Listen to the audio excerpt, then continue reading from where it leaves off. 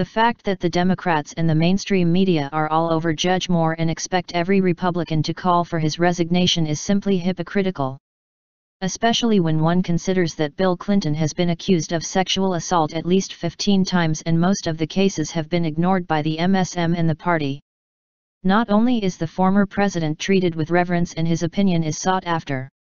Perhaps Democratic leaders should be asked if the media should be interviewing the former president despite the fact that he may have sexually assaulted 15 or more women. The below are 15 different cases of sexual assault or attempted assault committed by former President Bubba Clinton. This doesn't include the women Bubba had consensual affairs with, such as Jennifer Flowers, or Sally Miller, only the women he forced or tried to force to have sexual contact without their permission. Also included in that category is Monica Lewinsky. While it was consensual and she was of age, Clinton used his superior position to have sexual contact with an intern. Juanita Broderick, who claims she was raped by Bill Clinton and Hillary, tried to silence her. She says, he got her onto the bed, held her down forcibly and bit her lips. The sexual entry itself was not without some pain, she recalls, because of her stiffness and resistance. When it was over, she says, he looked down at her and said not to worry, he was sterile, he had had mumps when he was a child.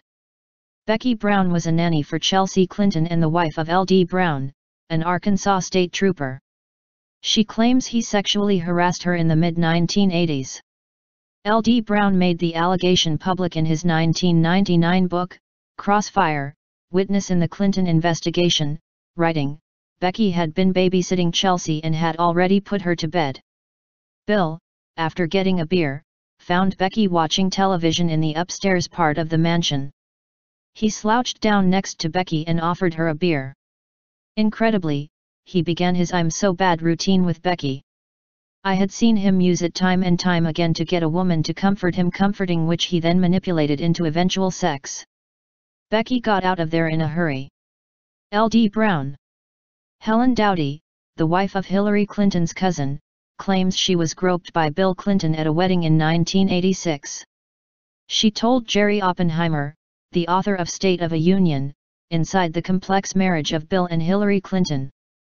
Elizabeth Ward Grayson, the Miss Arkansas who won the Miss America crown in 1982, told friends she was forced by Clinton to have sex with him shortly after she won her state title. Grayson later told an interviewer that sex with Clinton was consensual.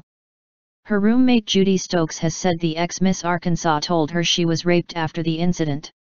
Sandra Allen James was pinned against a wall by the former president as he stuck his hand up her dress.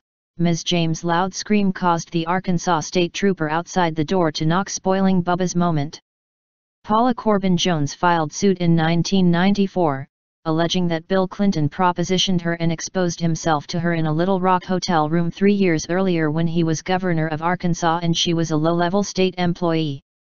Carolyn Moffett, a legal secretary in Little Rock who was invited to Bill's hotel room after a fundraiser. When she arrived, she discovered Bubba sitting on a couch only wearing a t-shirt. When I went in, he was sitting on a couch, wearing only an undershirt. He pointed at his penis and told me to suck it. I told him I didn't even do that for my boyfriend, and he got mad, grabbed my head and shoved it into his lap. I pulled away from him and ran out of the room. Eileen Wellstone, an Englishwoman who said Mr. Clinton sexually assaulted her after she met him at a pub near Oxford University where Mr. Clinton was a student in 1969. Neither Ms. Wellstone nor her family wanted to pursue the case, and a report filed at the time by a State Department official was ignored by superiors. Apparently, the State Department didn't want a Rhodes Scholar to have a rape charge. Kathleen Willey told 60 Minutes that Bubba assaulted her in the White House. He had his arms, they were tight around me, and he touched me, he touched my breasts with his hand, and, I was just startled. And then he whispered he said in my ears that, I've wanted to do this ever since I laid eyes on you. And I remember saying to him, aren't you afraid that somebody's going to walk in here? The end, he said, no, I'm not. And then he took my hand, and he put it on him. On his genitals, she says later. And, that's when I pushed away from him and decided it was time to get out of there. Christy Zurcher, an airline flight attendant on Mr. Clinton's 1992 campaign plane, who said Mr. Clinton exposed himself, grabbed her breasts and made explicit remarks about oral sex. Ms. Zurcher said later in an interview that White House attorney Bruce Lindsay tried to pressure her into not going public about the assault. In 1972, when he was attending Yale, and dating Hillary, a 22-year-old woman told campus police at Yale University that she was sexually assaulted by Clinton, a law student at the college. No charges were filed, but retired campus policemen contacted by Capitol Hill Blue confirmed the incident. The woman, tracked down by Capitol Hill Blue in 2007, confirmed the incident, but declined to discuss it further and would not give permission to use her name. Also, according to Capitol Hill Blue, former Arkansas students confirmed that Clinton tried to force himself on them when he was a professor. Roger Morris wrote in Partners in Power that another unnamed victim accused Clinton of unwanted sexual advances.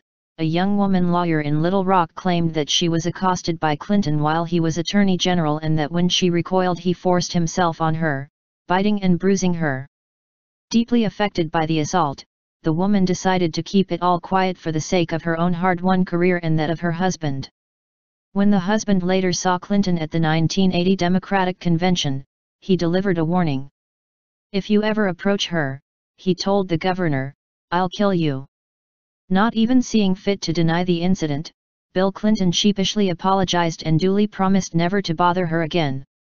In the book, Uncovering Clinton, another woman, the wife of a prominent Democrat, who remained unnamed, accused Clinton of sexual abuse in 1996. Clinton started getting physical, trying to kiss her, touching her breasts. The woman said she was stunned. She had no idea how to respond. "I've never had a man take advantage of me like that." As Clinton pressed himself on her, she said, she resisted and finally pushed him away. "What happened after that?" I asked. "Clinton turned away," she said. She hesitated, and she said softly and with apparent discomfort, "I think he finished the job himself." Lieutenant Colonel Robert Buzz Patterson wrote a book about Clinton called Dereliction of Duty, in which he accounted yet another victim of sexual abuse by the then president.